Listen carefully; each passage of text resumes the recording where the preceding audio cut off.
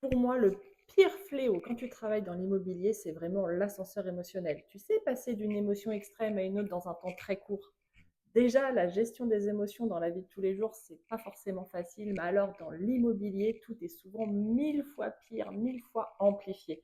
Les clients attendent beaucoup de toi. Ils te confient souvent l'achat le plus important de leur vie et une partie de leur projet de vie. Donc autant dire que quand ils sont heureux, ils sont vraiment euphoriques, mais quand ça ne va plus, ils sont vraiment en colère, voire très énervés, voire parfois même agressifs. Et toi-même, tu es confronté à plein d'émotions différentes. Tu peux être super content quand le client te dit qu'il va passer avec toi pour la vente de sa maison, mais très déçu quand finalement, un jour plus tard, il te dit qu'il a besoin de temps pour réfléchir. Et quand un client décide de te faire une offre pareille, tu es vraiment super content. Cette maison que tu essayais de vendre depuis 6 mois a enfin trouvé le preneur.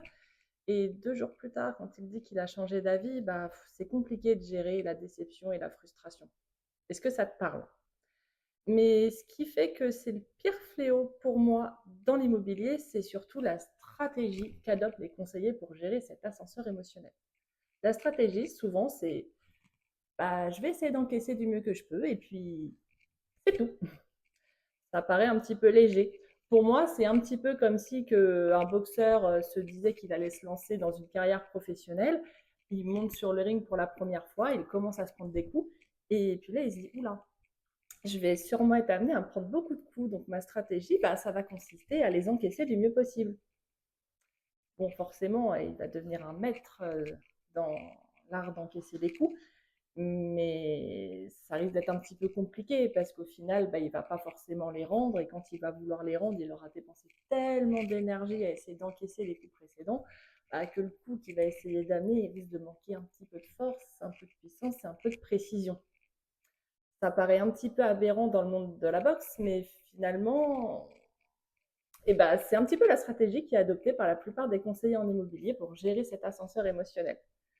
Alors, effectivement, si c'est ce que tu fais aujourd'hui, je te blâme pas. C'est vrai que c'est quelque chose qu'on a rarement l'habitude de travailler et qu'on a rarement l'habitude d'évoquer, hein, la gestion des émotions. On a souvent tendance à penser que les émotions, c'est je ris quand je suis content et je pleure quand j'ai un coup dur, mais au final, c'est beaucoup plus complexe que ça. Et dans un métier comme le tien, qui est un métier fortement chargé en émotions, que ce soit les tiennes ou celles des clients, il est indispensable d'adopter une stratégie pour te préserver, mais aussi venir performer. Parce que ces émotions, elles peuvent être un petit peu envahissantes aujourd'hui et te faire passer par toutes les couleurs de l'arc-en-ciel. Figure-toi qu'en réalité, bien dosées, elles peuvent vraiment t'aider à développer ton business.